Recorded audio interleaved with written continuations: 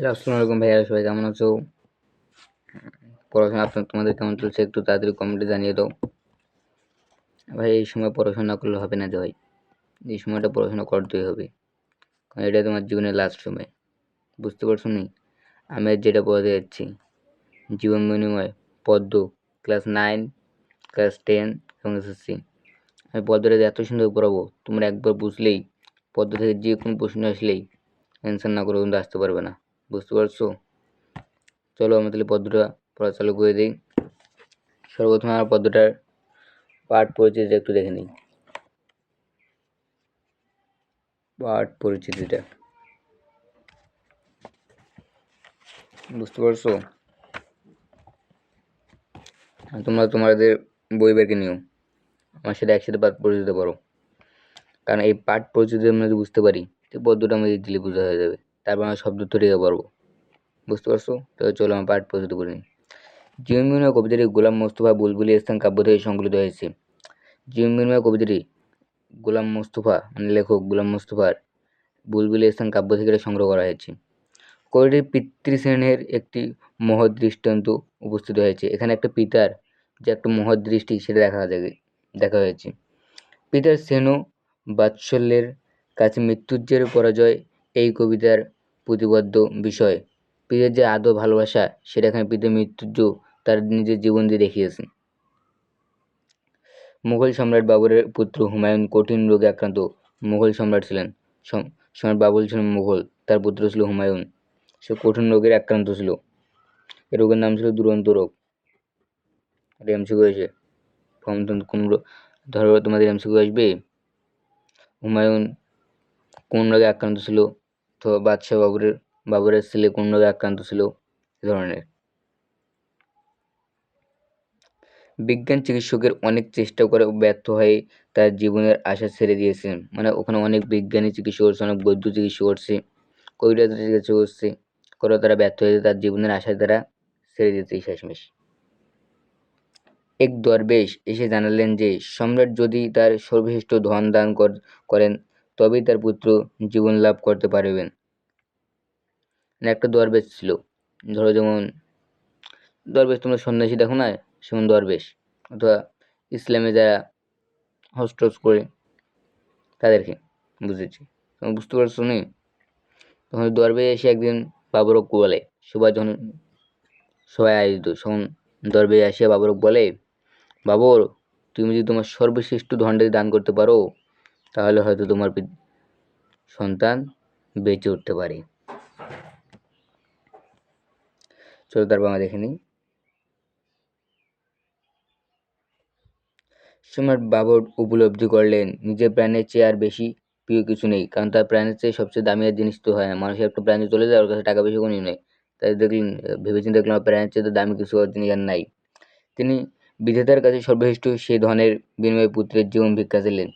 তিনি যখন তার সৃষ্টিকর্তার কাছে নিজের জীবনের ভিক্ষা দিয়ে তার নিজের জীবন দিয়ে তার সন্তানের জীবন ভিক্ষা চাইলেন। আল্লাহ তার প্রার্থনা মঞ্জুর করলেন। মানে আল্লাহ তার প্রার্থনা, তার কামনাকে মঞ্জুর করলেন। এভাবে পিতৃশ্রেণীর কাছে মরণের পরাজয় ঘটল। এভাবেই সে মারা গেল এবং তার সন্তান বেঁচে উঠল। অর্থাৎ সন্তানের প্রতি পিতার অপরিসীম ভালোবাসা ও অনুভূতি প্রকাশ পেয়েছে কবিতাটিতে। তাহলে বুঝতে পারছো আমি এই লাইনটা কি বললাম? মানে কবিতায় সবসময় সন্তানের প্রতি একটা পিতার যে ভালোবাসা সেটা প্রকাশ পেয়েছে। চলে এবারে শব্দ তরিকা এগুলো পড়ে দিই, তো কবিতাটা বুঝতে ভালো হবে। বিনিময় মানে বদল, নিত মানে ঘুম, বৃন্দ মানে চিকিৎসকগণ, বাদশাহজাদা সম্রাটের পুত্র, এখানে হুমায়ুন, সেলসম মানে তীক্ষ্ণ অস্ত্রের মতো, শঙ্কা শঙ্কা মানে ভয়, অস্তরীভূত মানে আস্তগামী, সূর্য তৃপ্ত মানে উদ্বুদ্ধ, কবুল মানে শিকার, গৃহীত, ফুকারি মানে চিৎকার করে, সুপ্তিমগ্ন মানে ঘুমের চেতনায়। চলো এবার আমরা লেখক পরিচিতিটা একটু পড়ে নিই। তারপর আমরা কবিতাটি দেখব। জীবন কবিতাটি লিখেছে গোলাম মোস্তফা। গোলাম মোস্তফা যশোর জেলায় শৈলকুপা থানায় মনোহরপুর গ্রামে 1897 সালে জন্মগ্রহণ করেন। তিনি কলকাতার রিপন কলেজ থেকে বিএ পাশ করেন। কর্মজীবনে তিনি বিভিন্ন সরকারি বিদ্যালয়ে প্রধান শিক্ষকদের দায়িত্বে নিয়োজিত ছিলেন। কাব্য, উপন্যাস, জীবনী, অনুবাদ ইত্যাদি সাহিত্যের প্রায় সকল শাখায় তার স্বচ্ছন্দ পদচারণ ছিল। কাব্য চর্চার ক্ষেত্রেই ইসলামী ঐতিহ্য থেকে তিনি প্রেরণা লাভ করেছিলেন। তার প্রকাশিত কাব্য রক্তবাক এই জিনিসটা ফর্ম থেকে সবসময় এটা আসে, এটা এমসিকিউতে আসে। রক্তরাগ কার কাব্য? ফর্ম দিবেন। তো খসরোস বুলবুলিস্তান, যেমন এই জীবনময় পদ্মটি বুলবুলিস্তান কাব্য থেকে নেওয়া হয়েছে, ফর্ম দিবেন। উপন্যাস ভাঙ্গা বুক, রূপের নেশা, এক মন এক প্রাণ, জীবনী, বিশ্বনবী মুরুদুলাল, অনুবাদ কালামে ইকবাল, আল কুরআন, শিকওয়া ও জওয়াবে শিকওয়া ইত্যাদি। তিনি 1964 সালে মৃত্যুবরণ করেন।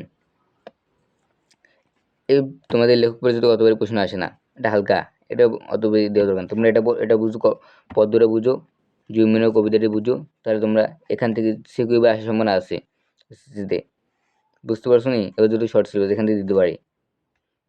এটা হয়তো আগে তোমাদের পাঠ পরিচিতি বুঝে তো বুঝে দিলাম কেমন ধরনের প্রশ্ন আসবে। তোমাদের সিকিউ হ্যাক যদি প্রয়োজন হয় তাহলে আমাকে বলবে।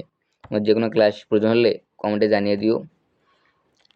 আমাদের ফেসবুক পেজ আর ইউটিউব চ্যানেলকে সাবস্ক্রাইব ও টিকটকে আমাদের ফলো দিয়ে রাখো। বুঝতে পারছো? তাহলে তোমরা যে ধরনের ক্লাস আমাকে জানাবে। আমি তোমাদের একটা ফ্রি কোর্সও লঞ্চ করতে যাচ্ছি। আমি তো একাই না, আমাদের সাথে আরও যারা আছে তারাও বর্তমানে ওরা বিজি, তো ওরা তাই তোমাদের ভাইয়ারা ক্লাস নিতে না পারে। সবাই বুঝতে পারছো নি? তোমার কমেন্টে জানিও কিন্তু ক্লাসগুলো কেমন লাগে বলবে। আমাকে দেখে তো ছোট মনে হবে ভাই রে, আমি যে কি পরিশ্রম করতেছি সেটা আমি জানি তোমাদের জন্য। চলো আর কথা না বলে আমরা ক্লাসটা চালু করে দিই তাহলে। আমার কবিতাটি পত্র তৈরি করেছে। বাচ্চা বাবুর কাঁদিয়ে ফিরেছে, নৃত্য নাহি চোখে তার। মানে বাচ্চা বাবু কাঁদছে তার সন্তানের যে দূর অসুখ। তুমি যখন বাবা হবা, তোমার সন্তানের যখন যে অসুখ হবে তখন কতটা কষ্ট হবে সেমন বুঝেছি বিষয়টা কিন্তু বুঝো। পুত্র তার হুমায়ুন বুঝি বাঁচে না এবার, মানে তার সন্তান হুমায়ুন যদি এবার বাঁচে না, এই অবস্থা। চারিধারে তার ঘনায় আসিছে মরণের অন্ধকার, মানে তার সন্তানের চারিদিকে খালি মরণের অন্ধকার দেখা যাচ্ছে। রাজ্যের যত বিজ্ঞ হেকিম কবিরাজ দরবেশ এসেছে সবাই দিতেছে বসিয়া ব্যবস্থা সবিশেষ। মানে রাজ্যে যত চিকিৎসক আছে, আমরা যেমন ডাক্তার আছে, হোমিওপ্যাথি আছে, অ্যালোপ্যাথি আছে, ওখানে দরবেশ আছে, বিজ্ঞ আছে, হেকিম হেকিম মানে হোমিওপ্যাথি ফর্ম ধোবা, কবিরাজ, দরবেশ যেটা আমি বললাম, ওরা সবাই আসিয়া বাচ্চার চিকিৎসা করতেছে, কিন্তু তাও কাহো কিন্তু বাচ্চা সারিয়ে উঠতে না পারে। বুঝতে পারছো নি? সেবাতন্ত্রের বিধিবিধানের ত্রুটি নাহি একলেশ, কোনো ত্রুটি নেই, সবাই তার একদম চেষ্টা দিয়ে করে যাচ্ছে কিন্তু কোনো কাজ না হয়। তবু তার সেই দুরন্ত রোগ হাঁটিছে না, তবু তার সেই দুরন্ত রোগ হটিতেছে না হয়। আমি যে রোগটা বলছিলাম দুরন্ত, আচ্ছা তো পারলেন তো? দুরন্তটা তোমার সাথে দাগ নাও, এটা প্রশ্ন আসবে, ভালো করে দেখাও। দুরন্ত রোগ কিন্তু তার শরীর থেকে পালাচ্ছে না, যতই এর চেষ্টা করুক। যতদিন যায় দুর্ভোগ তার ততই বাড়িয়ে যায়, যতই দিন যাচ্ছে ততই তার রোগ আর মৃত্যুর দিকে সে ততই হেলে পড়ছে। জীবন প্রদীপ নিভিয়া আসিছে অস্তরিবি, মানে তার জীবনের যে একটা প্রদীপ আছে সেটা নিভিয়ে আসতেছে। এখানে বলা হয়েছে জীবন প্রদীপ নিভিয়া আসিছে অস্তরবীর প্রায়, মানে তার জীবনের যে একটা প্রদীপ আছে, ধরো তোমরা যখন মারা যাবা এখন তো কিছু সময় হবে, তারপর তুমি একবার নিঃশ্বাস বাদ দিয়ে দেবা। বুঝতে পারছো নি? সেমন তোর অবস্থা ওই সময়। সুদাল বাবর বগ্রকণ্ঠে ভীষ্ম বিশ্ববিন্দ্র ডাকিলেন। সুজাল বাবুর একটা সমাবেশের আয়োজন করলেন, যত কবিরাজ দরবে আছে সবাইকে নিয়ে একটা সমাবেশের আয়োজন করলেন বজ্রকণ্ঠে, মানে বজ্রকণ্ঠে কেন বলছি, তার বজ্রকণ্ঠ এটা হবে, বুঝতে পারছো নি? তারপরটা দেখো, বল বল বল আজি সত্যি করিয়া দিও না কো মোরে ফাঁকি। আমি বাদশা বাবুর ওদেরকে বলছে, সত্যি করে বলো তার কি হয়েছে, আমাকে ফাঁকি দিও না তোমরা। এই রোগ হতে বাদশাহজাদার মুক্তি মিলবে নাকি? অনেক সময় বাবর বলছে, এই রোগ থেকে বাদশাহজাদার আর মুক্তি হবে না, মানে হুমায়ুনকে এই রোগ থেকে আর বাঁচার কোনো উপায় নাই। নতমস্তকে রহিল সবাই, কহিল না কোনো কথা, মুখর হইয়া উঠল তাদের সে নিষ্ঠুর নীরবতা। সেলসম আসে বাবরের বুকে, বিধিল কিসের ব্যথা। মানে সবাই চুপচাপ, কাহো কোনো কথা বলতেছে না, বুঝতে পারছো? বাবরের বুকে যেন এক হিরম্ব ব্যথা যখন তার সন্তান যখন মৃত্যুর দিকে, সন্তান বুক ফেটে যাবেই, কি একটা কষ্ট সে তো বুঝতে পারবে। যেমন তোমরা যখন, তোমাদের যখন কোনো একটা অসুখ বিসুখ হয়, তোমাদের বাবা মাকে দেখবা কত কষ্ট, বুঝতে পারছো নি সে বিষয়টাই। কবিতাটা বললে আমাকে একটা কেমন লাগতেছে, তোমাদের জেলা কেমন লাগতেছে তোমরা দেখ, জানো, মজা করো সবসময় খাই তোমরা। হেন কালে এক দরবেশ উঠি কহিলেন, সুলতান সবচেয়ে তব শ্রেষ্ঠ যে ধন দিতে যদি পারো দান, খুশি হয়ে তবে বাঁচাবে আল্লাহ বাদশাদার প্রাণ। হ্যাঁ বলছো, আমি আরেকবার ল্যান্ডে পড়ছি, তোমার ভালো করে ল্যান্ডে বুঝিনি।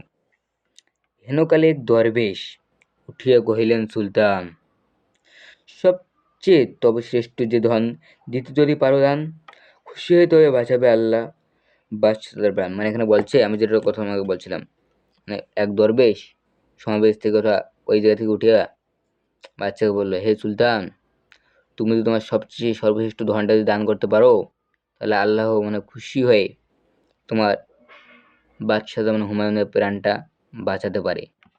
চলো মানে তারপরে স্টেজে পাতা উল্টে নাও, সবাই বই নিয়ে পড়তে বসবে সবসময়, তারপর ক্লাস করবা, বুঝতে পারছো নি?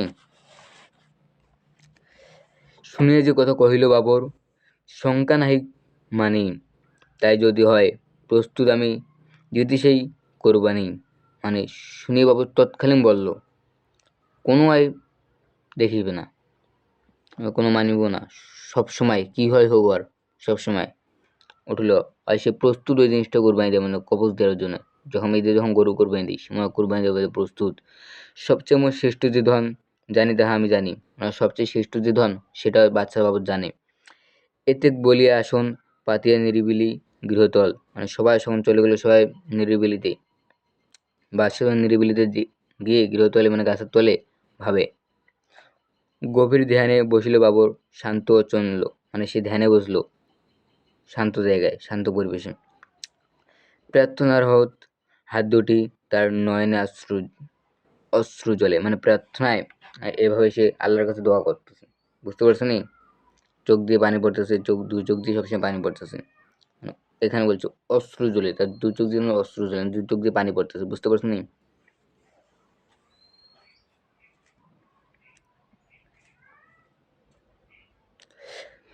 কহিল কাঁদিয়া, হে দয়াল খোদা, হে রহিম রহমান, মোর জীবনের সবচেয়ে প্রিয়, আমারই আপন প্রাণ।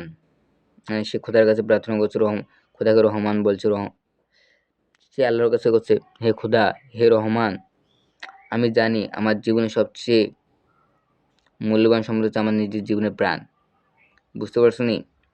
তাই নিয়ে প্রভু পুত্রের প্রাণ করো মোরে প্রতিদান।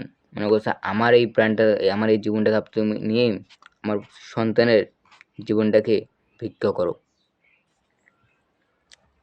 স্তব্ধ নীরব গৃহতল, মুখে নাহি কারো বাণী, গভীর রজনী সুপ্তি মগন মগন নিখিল বিশ্বরানী। মানে স্তব্ধ নিরিবিলি, মানে স্তব্ধ পরিবেশে গাছের তলে, মুখে নেই কারো, ওখানে কারো কোনো কথা নাই, গভীর রজনীতে মানে গভীর ধ্যানে, বুঝতে পারছো নি? সুপ্তিমগ্ন নিখিল বিশ্বরানী, মানে সুপ্তিমগ্ন মানে সেখানে নিখিল মানে বিশ্বের রানী, মানে তাদের রানীমাতা, বুঝতে পারছো নি? আকাশে বাতাসে ধ্বনিতেছে যেন গোপন কি কানাকানি, মানে আকাশে বাতাসে শোনা যাচ্ছে যে বাচ্চা তার যে প্রাণ দিতেছে, এটা সবাই বুঝতে পারছে। বাচ্চা তার নিজের প্রাণ দিয়ে দান দিতে প্রস্তুত, সবাই এটা বুঝতে পারছে।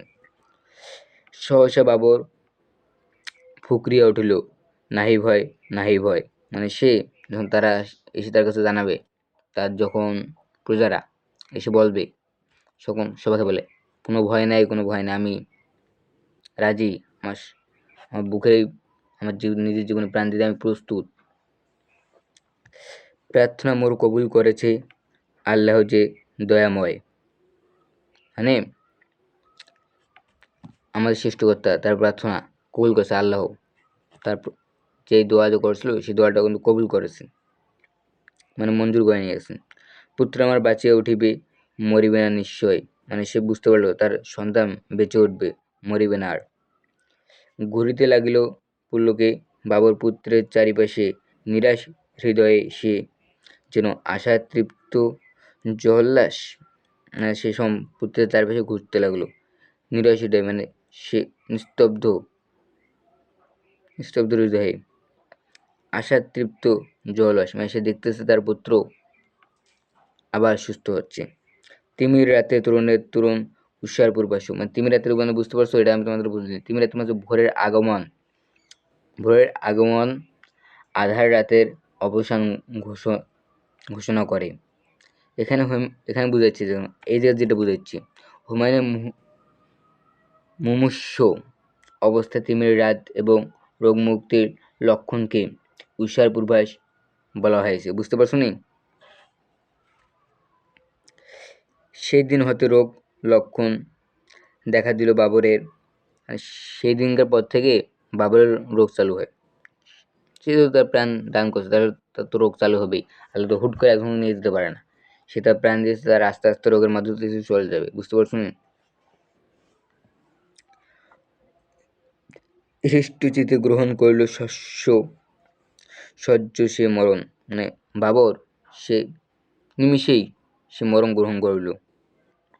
নতুন জীবনে হুমায়ুন ধীরে বাঁচিয়া উঠিল ফের। নতুন জীবনে ধীরে ধীরে হুমায়ুন আর বেঁচে ফিরল। মরলে বাবর, মরিলে বাবর না, না ভুল কথা মৃত্যুর চোখে তারে কয়। মানে বাবর যতই মরে, কিন্তু তার প্রাণ তো তার সন্তানের কাছে আছে, ওটা কি মৃত্যুর যোগ হয়? আর আমার প্রাণ তো তোমার কাছে থাকে, আমি যে মরে যাই, আমার প্রাণটা তো তোমাদের কাছে থাকে, আমি যে মরে যাই, এটা কি মৃত্যুর যোগ হয়? বুঝতে পারছো নি বিষয়টা? তো বাবর মরিয়াও অমর, এখানে বলা হয়েছে বাবর মরিয়াও অমর, এটাই বুঝাচ্ছি। মরিয়া বাবর অমর হয়েছে, আমি যেটা বললাম। নাহি তার কোনো ক্ষয়, পিতৃশ্রেণীর কাছে হইয়াছে মরণের পরাজয়। মানে পিতার কাছে যে একটা সন্তানের যে মরণ, সেটা পরাজয় মেনেছে। বুঝতে পারছো নি? সবাই ভালো থাকবা। তোমাদের পড়াটা কেমন লাগলো আমাকে এটা জানাবা। তোমাদের নতুন কোনো ক্লাস পেতে হলে আমাকে নক দিবা। তোমাদের কোন ক্লাসে দুর্বল সেটা বলবা, আমরা সেটা নিয়ে থাকবো। বুঝতে পারছো নি?